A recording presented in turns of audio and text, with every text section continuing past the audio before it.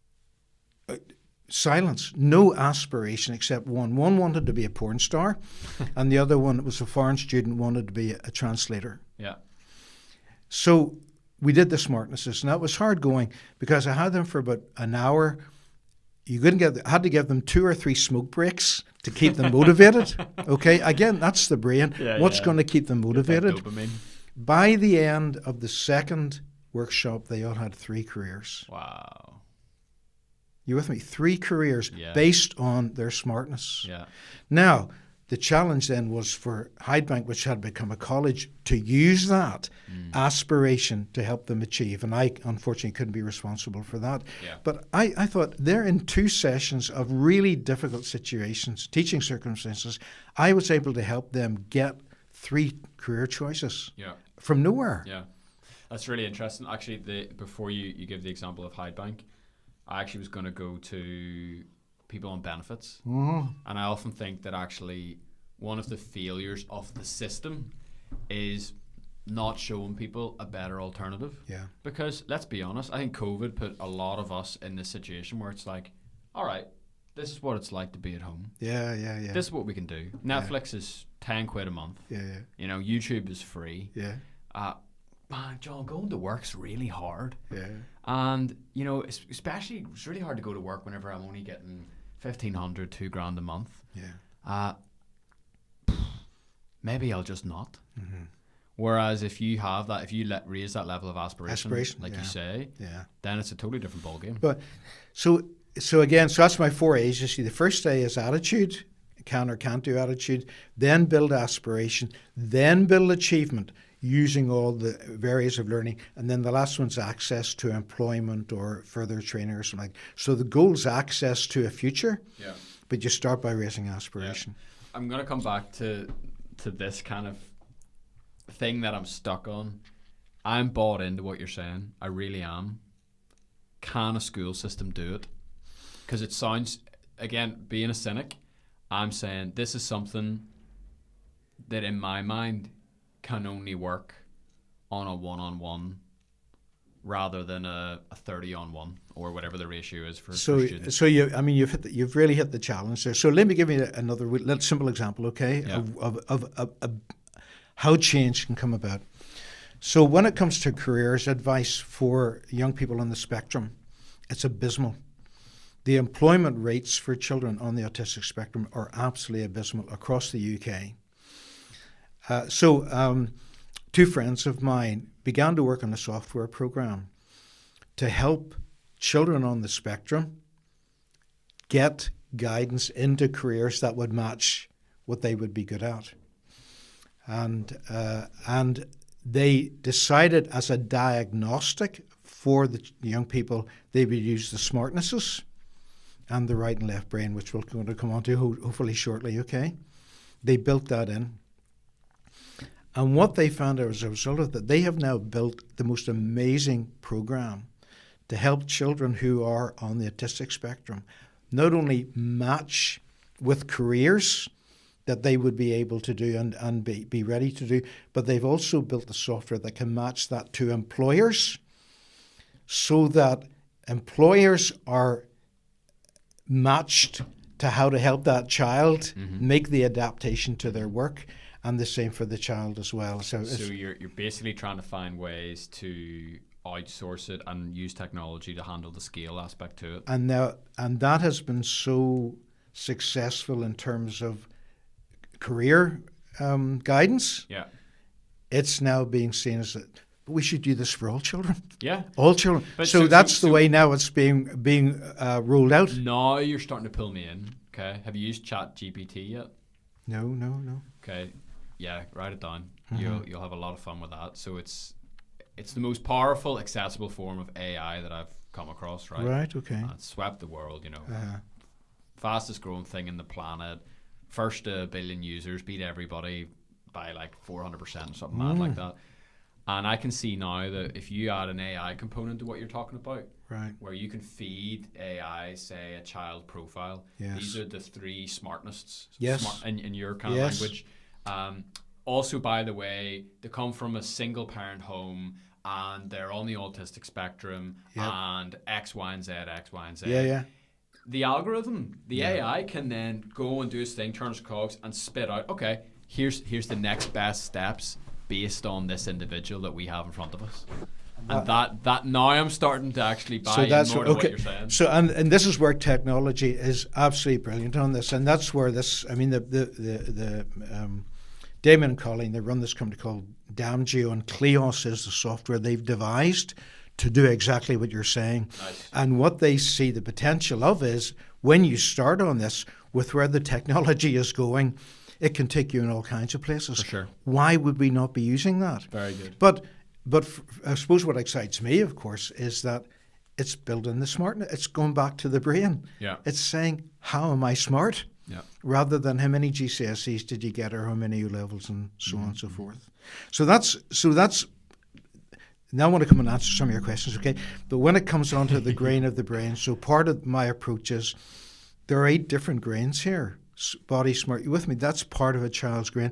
Would that not help a teacher to understand what the grain of that child's brain is? I'm literally picturing, you're in employability class or careers or whatever it's called these days, and you're on your computer and you're engaging with this software, and it can be in such a way where you can talk to it. It talks back to you. Brilliant. You ask it questions. It gives you feedback. It tells you this, tells you that. It spits you out 5 options. You click on one option, and it spends 10 minutes talking you through that option, showing you, here's 3 YouTube videos of people who work in this space. Yep. Here's 10 podcasts to go away and listen to. Here's a book that you should get for Christmas to read about it. Blah, absolutely, blah, blah, blah, blah. Absolutely. You're saying it, and so the potential for something to happen is there, Matthew. Yes. With me, as never before. Yeah. So let me go on then to this other aspect of the grain, which was the entrepreneurs, because I got. Part of what got me into the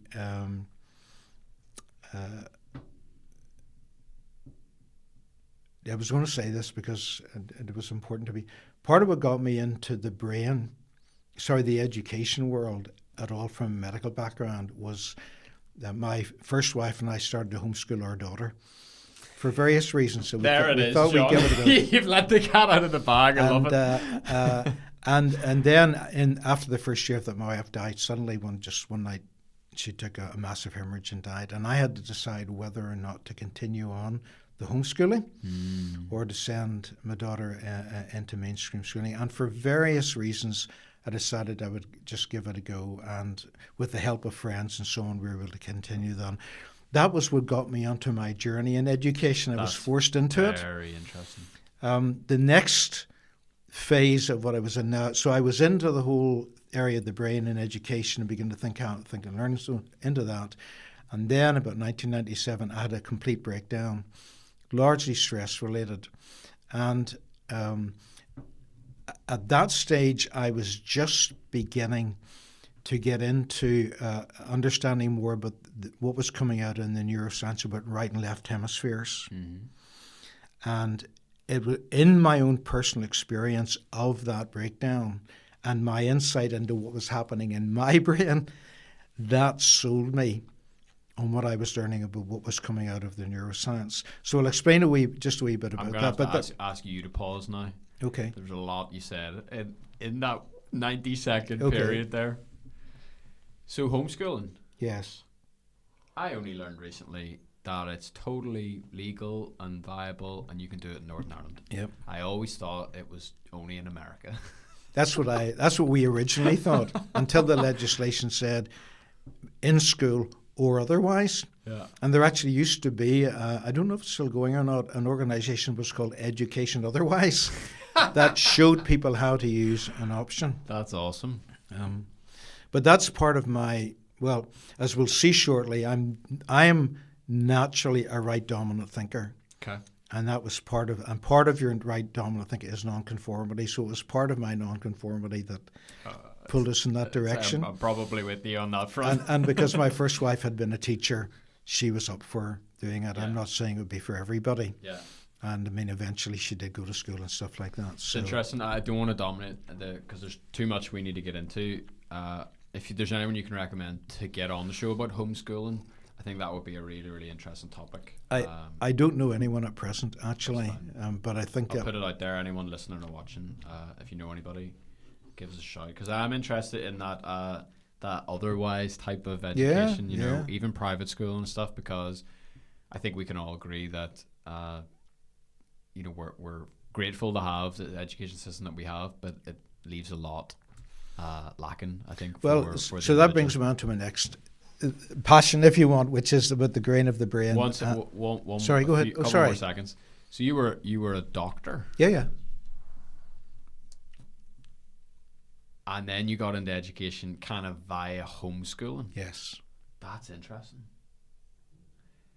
Is it true that you set up something in Uganda?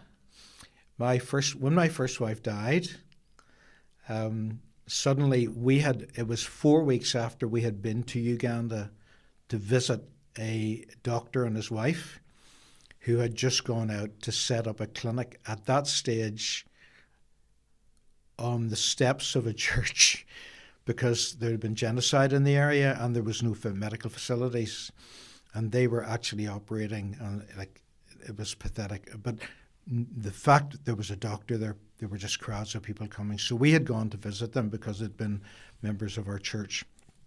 And when Barbara died, some friends suggested, well, why don't we get a memorial fund together for her? And if we can raise money, we could send it out to Uganda, and maybe they could build a TB clinic, because the problem was so many people were coming with TB and they needed to take the medicine for a month. Yeah.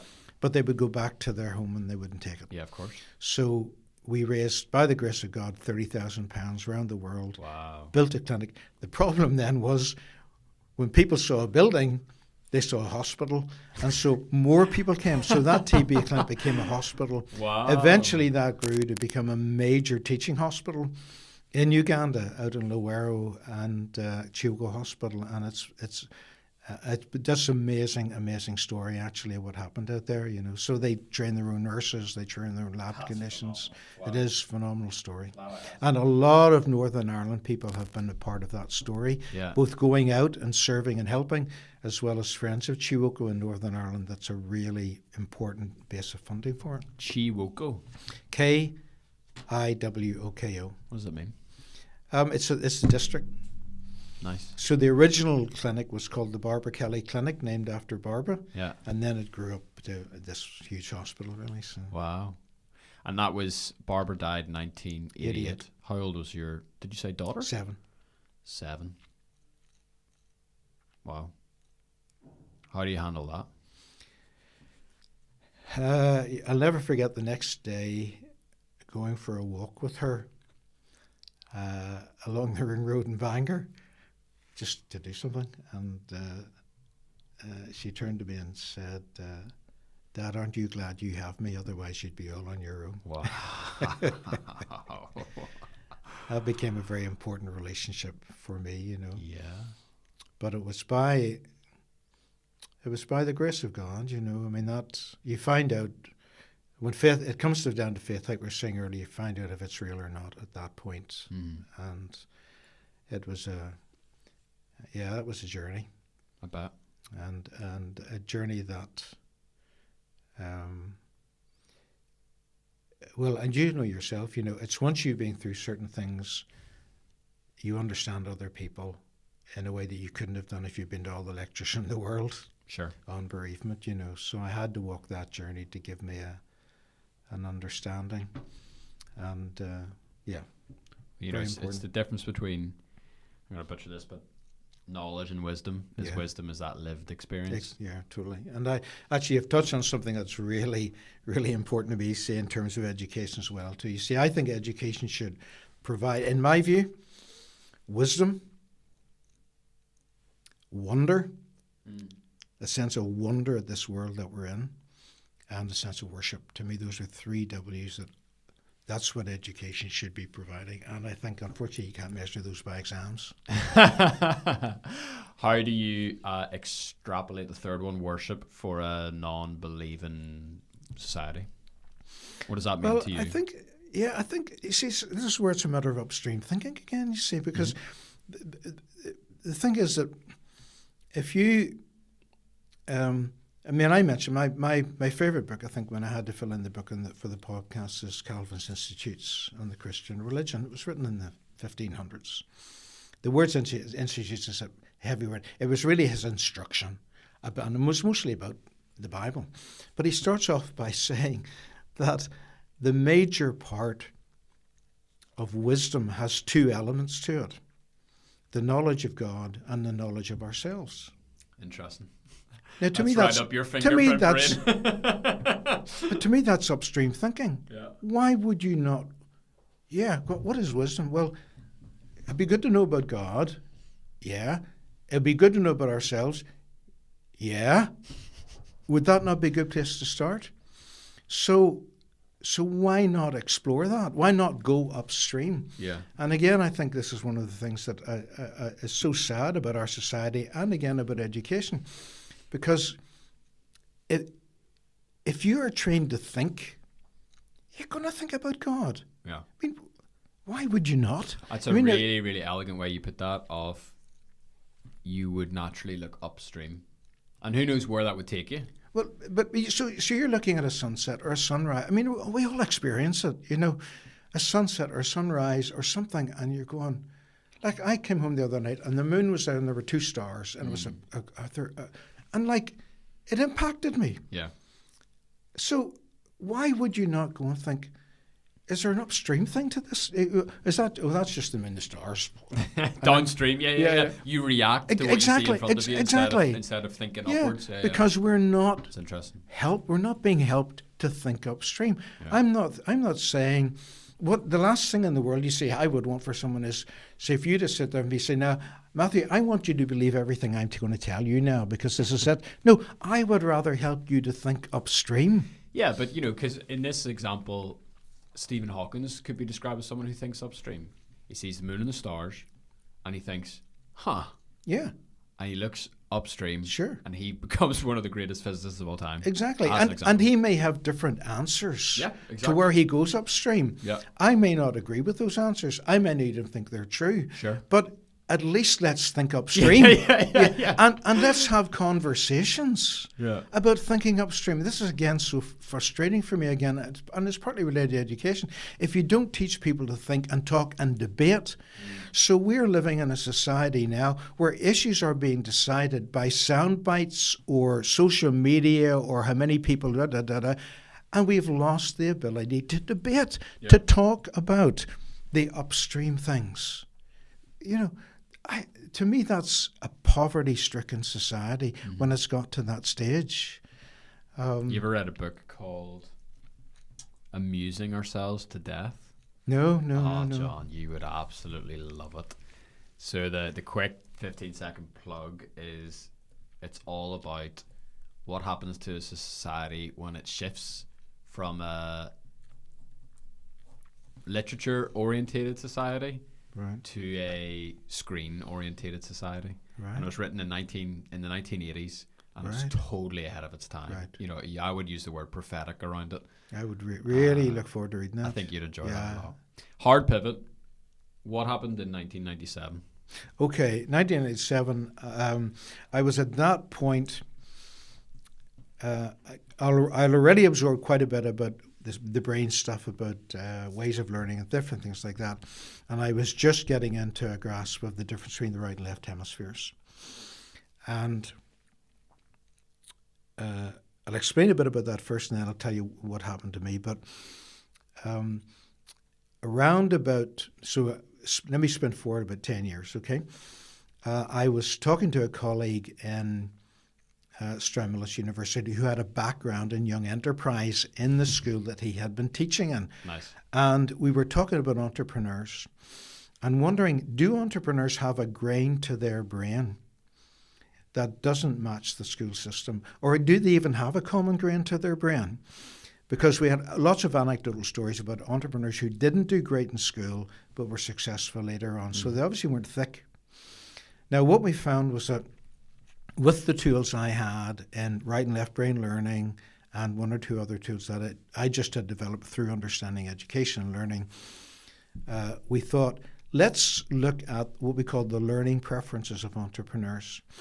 And we needed some funding. So we went to InvestNI and they said, well, look, the Americans will be all over this. And what I found was that The traits of entrepreneurs had been well researched, but no one anywhere had researched their learning styles or learning preferences. Nowhere. So this was a first, and it was a first for Northern Ireland.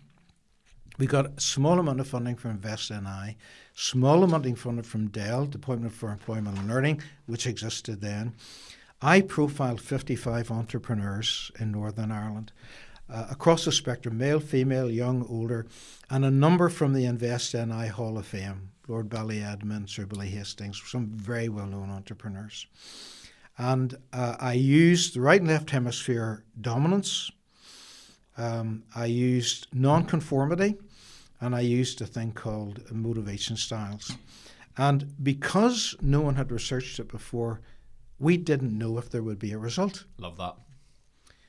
So to our delight and amazement, what came out from that was that the vast majority, 90%, were right hemisphere dominant learners, non-conforming, and concrete sequential. Now, by concrete sequential, it means they learn concretely by doing, right, not abstractly sitting in a classroom. So doers. And they were concrete random, sorry.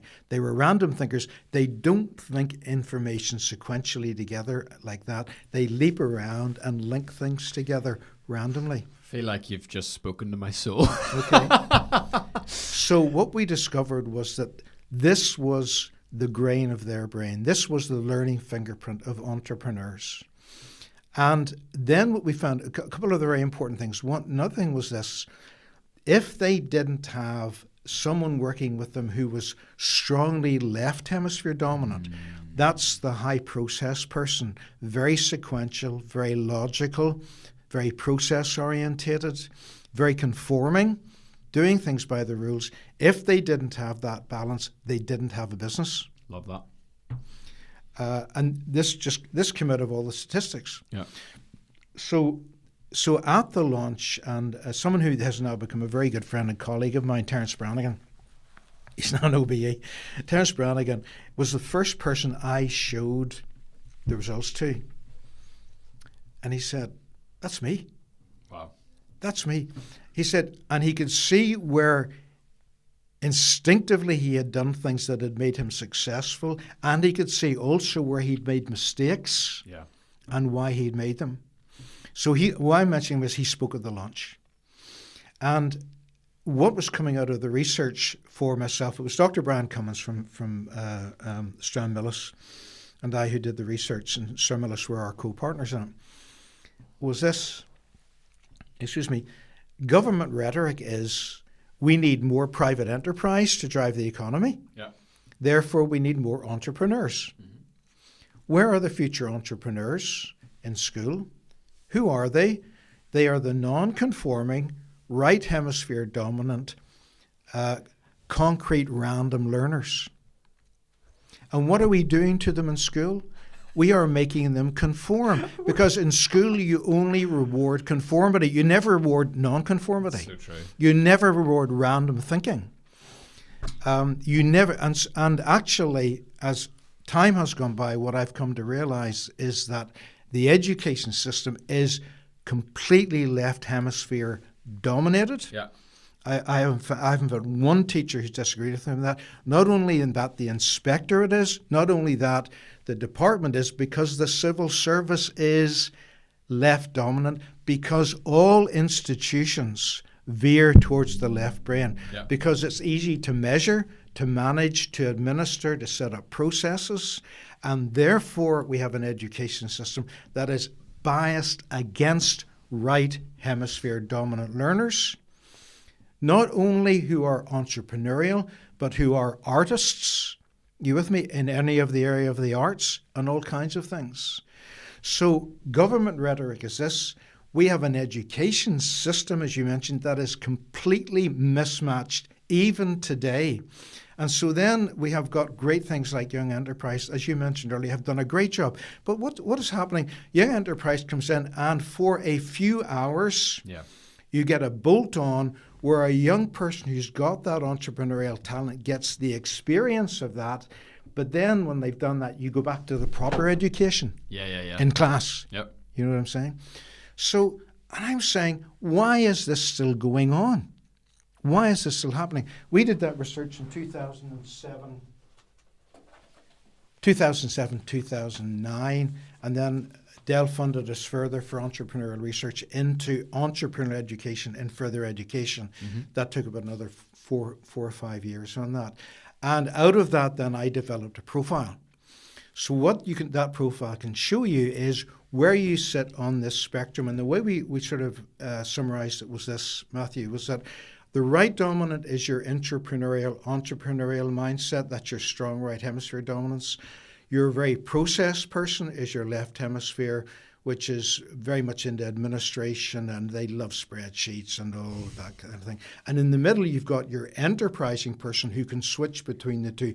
They can move from the right to the left brain depending on what they need to do. This is good because I'm probably an enterprising person then. Right. You know, and I was, him and Han, it's like, is it because I'm an owner-operator? Right. You know, and I have to play both left brain and right brain. But even while you were talking, I remembered something that a previous guest said, and she is one of the dragons in Dragon's Den down south, and she said when it comes to the final stage of the hiring process and the gridlock between one or two candidates, she always hits them with the same question. The question is this: do you like shopping in TK Maxx? Right. And if the person says yes, she'll hire them. Right. Because she's looking for someone who can handle the chaos, enjoys going and hulking around and non-sequential and all this sort of stuff. Very good. Whereas that's not me. Yes. John, when I have to shop, and I mean, it'll be like I'm down to my last pair of jeans because there's holes in all the of them, I'll go to Next and I'll buy the exact same jeans I've always bought because I want in and I want out. I don't enjoy that chaos.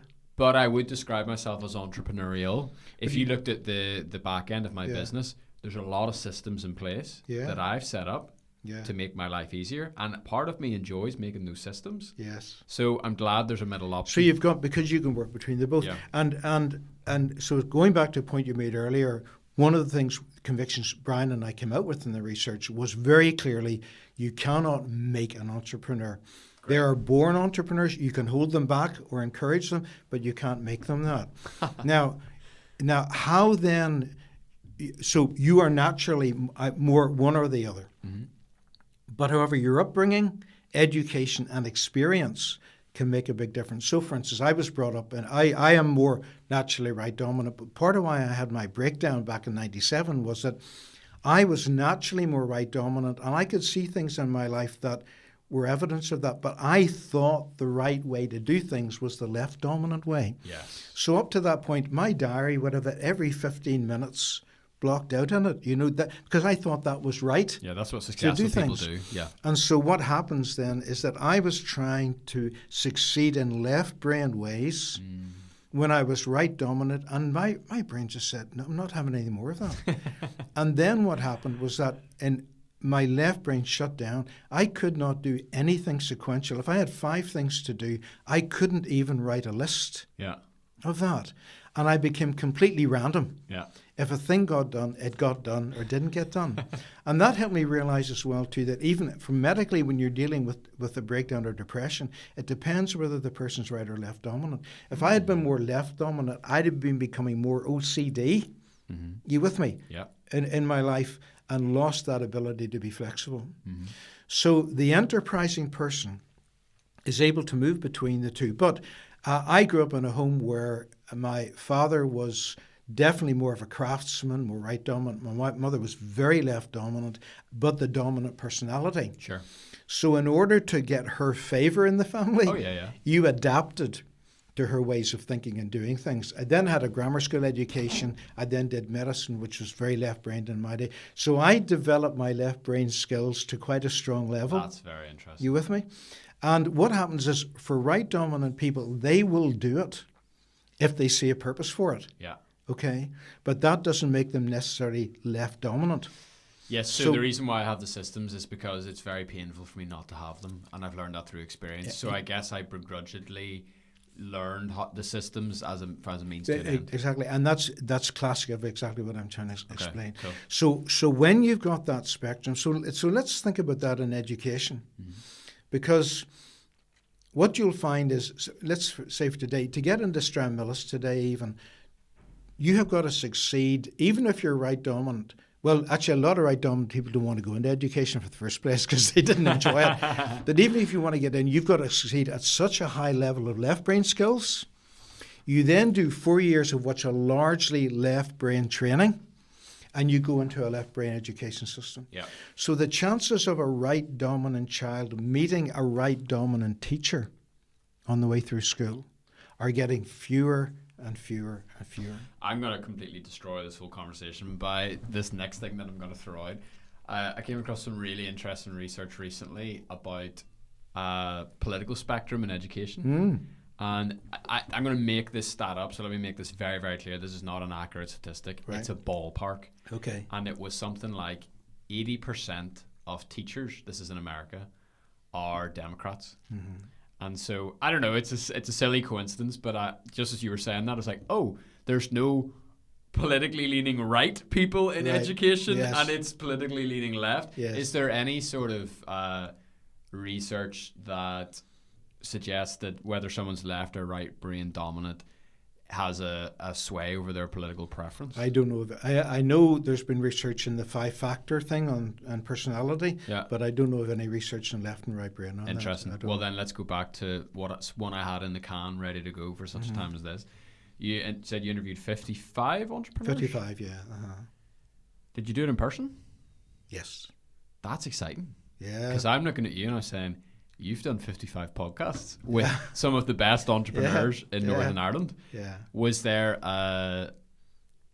either a highlight or a particular moment or a story that's worth sharing? Or was there something that surprised you that you learned from meeting all of those people? Well, one of the things that was interesting when you talked to them, when you said to them, okay, what was it in school that has most contributed to your success in enterprise? And apart from learning to do basic English and maths, it was either Young Enterprise or team sports or the debating society. It was nothing to do with classroom teaching. That's brilliant. That to me was very, very interesting. One of the other ones was that, and I'll not mention who this was, but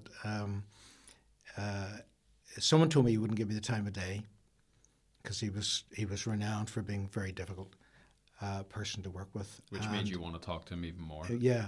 And when I got down to see him, he was already 15 minutes over time with somebody else. So I thought we spent 2 hours together because he was fascinated by what we were talking about. Wow. And he told me, he died sometime after that, and I was talking to his wife, and she was recounting to me that after we had that interview for the research, he came home. Now, this would be one of the most successful entrepreneurs in the whole of Ireland. And he said how much confidence it had given to him. Wow. Because what I found in nearly all the cases, they always knew they were different, but they didn't know why. And also, because the grain of their brain was so different, there was always or often a feeling that something's not quite right. Yeah. But I don't know why. But it's like having a map and something's missing on the map. Yeah. So like what you've presented today, you're not going to tell people exactly where it is they're going to go. No. But you're at least going to point them in the right direction. Yes. And that direction will take them on the journey that will lead them into their So I'll give you an example of destination. where we've taken that to now. Okay, for instance, so what I've developed with Terry and another friend is the opportunity to go into a business and say to somebody in the business, okay, well, what's your ambition for the business? Where do you want to go? And they say, well, this is where we want to go. Now, the normal thing people look at is, well, what's your business plan? Or what? Okay, and we say, no, who's your team? Have you got the right kind of team? Because a balanced team will have your process, enterprise, and entrepreneur. And again, the way we work this out is like this. Entrepreneurs create new business. Mm-hmm. Enterprise people grow business. And process people manage the business. Now you want all three. But suppose you've got a business that's just starting off and is what we call a rising star. The balance you want is more entrepreneurial. Yeah. The more risk-taking one, okay? But when you've got that going, you want the balance to be more enterprise because, and I've seen this many times, the entrepreneur keeps coming in wanting to try something new when you haven't even got the other, okay? And mature businesses that are either going below market rate or about to fall off almost certainly are over process managed. So what we do is we go in and we say, right, let's profile the team you have. Let's find out what you've got and see what team you would need to where you want to get to. Yeah. Now, that can then unlock. No, it doesn't matter how good but your business plan is. If you don't have the right team and it's not a balanced team, it's never going to happen. But this also takes me on then back to one of the really important points that you made, and that is the fundamental challenge coming out of a lot of what I said today, and that is nearly all institutions veer to the left hemisphere. So I would say that's really true. I've found that experience in Invest NI, which is supposed to be promoting entrepreneurialism. You with me? But if you come along as a young entrepreneur somewhere like that, you'll find you're given all the what I call left brain hoops to go through. Write a business plan. You with me? You're met funny, with John, like I've been through lots of entrepreneurial programs, and I'm grateful for them. Yeah. But the thing that I hated, I despised, like I really, really begrudged people asking me to do, was to write a business plan. And because that's a left brain thing. So what I'm saying to people is, get a left brain person to write the business plan for them. You with me? Yeah. And let them do their entrepreneurial thing. Yeah. It's the kiss of death to ask them to do that. And it's exactly the same no matter where you go. And I find it in churches, religious organizations, exactly the same, moves to the left hemisphere. Civil service moves to the left hemisphere. And so this is the challenge you were talking about earlier in education is a much, much bigger challenge to me, Matthew. Yeah. It's how to get and release the right brain thinking into what is a left brain dominant world. So let's do this, okay? For me, it's clear if I was to say to you, what would happen if we waved a magic wand and removed the right brain from everybody in the world, right? Yeah. Obviously, they would die, but let's park that bit. If we lived in a society, sorry, let me reject that. If we lived in a society where it was only right brain, it would be carnage. Yes. It would be chaos. Absolutely. Totally out of control, right? Be like the Purge or something mad. Apocalyptic. Yeah. You know. What is the danger of a world? Because you described how big institutions, big systems swing more and more and more and more to the left. Yeah. What's the danger in that? Like, describe a world to me where the right brain doesn't have any input. Well, if you've come across Dr. Ian McGilchrist, I don't know if you've come across his book in the early 2000s was the thing that really helped me in the whole right and left brain thing, and he's just written a new couple of volumes called The Matter with Things. He would probably be one of the leading thinkers in this area, and while not everything he says necessarily would be something I would either understand or necessarily agree with, he has been pioneering this area of the challenge we face with a left brain civilization or society that has lost a sense of the intuitive, of the infinite, of the artistic. We value things like data. Like, here's a good simple example, okay? The left brain values data. The left brain likes to take in accurate data because it wants to be confident that it's going to get the right result. Yeah. So it feeds on data, okay? And whereas the right hemisphere is more what I call present. So, sorry, the left hemisphere then takes in and represents that data. Yeah. That's your theory. The right hemisphere is more present. What's going on? Does the theory work? Yeah. Or doesn't it work, okay? So the example I used that I got from him was like, I have a bird feeder in the back garden, and when the birds are picking out which seeds they want, that's very left hemisphere, very focused thinking, all right? But at the same time, they're thinking, is there a cat around here who wants me for lunch? That's the right hemisphere. Yeah. So that wider awareness, okay, this broader, that there's something more here for us to know and experience and discover, is the balance to the left hemisphere focus thing that wants to control and grasp and understand and use everything, which is the utilitarian aspect as opposed to the wonder aspect. It's very interesting. Like I applied to the world of podcasts. So, you know, we work with lots of different sponsors to do different series. And you work with agencies who are very left brain dominant. It's all about the data. It's all about the... Yeah. And often, sometimes what I think can happen is you're so focused on trying to use measurables to create something new. Yeah. You're trying to scientifically create a success or a hit Yep. that actually it stifles the risk taken and the creativity that actually makes a hit. But you see, you've cut it, and you see what you've put in a nutshell there. This is not difficult to understand. Yeah. You know, it's not, people can understand this. I find people, but why? So the research that we did never saw the light of day in terms of being applied. You with me? It was never applied, even to this very day.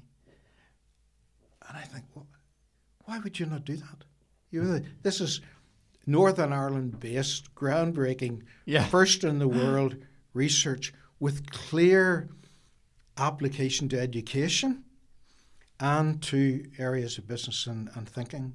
Why would you not do this? Mm.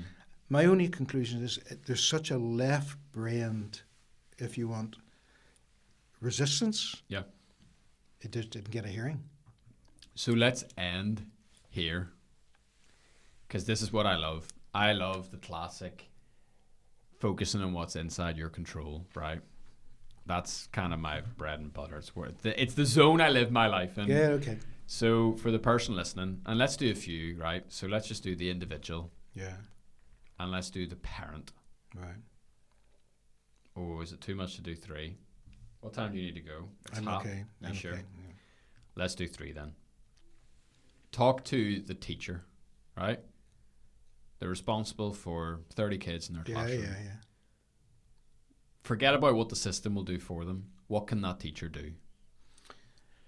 I would say, now this is going to sound very self-aggrandizing. Buy I'd say John's read my book. Read the book. Amazon link in the description. And if you don't agree with it, that's fine. But if you haven't if there's things in it you've never come across, it will give you tools. Yeah. It will start you thinking. It's an easy place to begin. So I mean, I'm just being honest about that. Yep. You know. And like, by the way, like I'm glad you said that, because how many hours do you think you put into the book? Years. If That you was were years. No, but that was years. if went you were to into the book. quantify it in hours, so to the nearest 1,000. I don't even think I could do that, you know, because I took everything that I had built and developed over a 15 or 20 year period in terms of workshops and things. I just pulled that together into a book. How many pages is the book, roughly? Oh, it's not very long. How long would it take me to read? It would. You could read it in an hour and a half. An hour and a half? Oh, aye. How much is it? Tenner? It's, but I think at the minute it's about £12 or something like that on Amazon. So you can get a man's entire life work and research on the subject for £12 and 90 minutes of your time. Yeah. That's a good pitch. Yeah. I like and that. what's even better, you can pick out a chapter that interests you. So there's one chapter on the right and left hemisphere we've been talking about. Yeah. You can pick that chapter out. It's only about 5 pages. Great. But it will give information. It will give more information in right left hemisphere than teachers are getting in teacher training college today in those pages. So I'm going to make an assumption, correct me if I'm wrong, that will go for parents as well. Totally. Buy the book. I would say exactly the same book. thing. It was written for parents. Nice. So now we've arrived at the final, the individual, the self. If someone's been listening to this and they feel like that entrepreneur did in your story, they feel seen. Yeah. They're dancing around their kitchen or they're tapping their feet driving their car. Yeah. They've got a lot of pent up energy. They've got a lot of pent up motivation to act. Yeah. Beyond the book, what are some things that we can do to start to unlock some of this in our own lives? Talk to entrepreneurs. Talk to other right brain people. The best thing you can do if you're right dominant at all is talk to someone else who's right dominant. An interesting thing is, she said, most children by 9, you can tell if they're more right or left dominant. You know, I've got 4 grandchildren. I've seen it very early on in them. They're very different. But I would say get amongst other right dominant people, not to the detriment of the others, but if you nourish that. I mean, I that's what feeds me off. And if you put me down in a conversation with a few other right people, that conversation is just, you're so enthused and energized. You with me? You know? So I would say find other right dominant people and get with them. Find other entrepreneurs, sit down and talk with them. Get into those conversations. Let your right hemisphere give it oxygen, you know. And also, don't do what I did, which is think the left hemisphere way is the right way to do. And if you really had your act together, you'd be doing it the left hemisphere way. Don't let that happen to you. Yeah. Awesome. John, thank you so much for your time. Thank you so much for the privilege of sharing. I mean, I'm sharing my life here, really, you know, and I'm so thankful to have the chance to do it, Matthew. Yeah, delighted. Thanks a lot. Thank you for watching and listening. Appreciate it.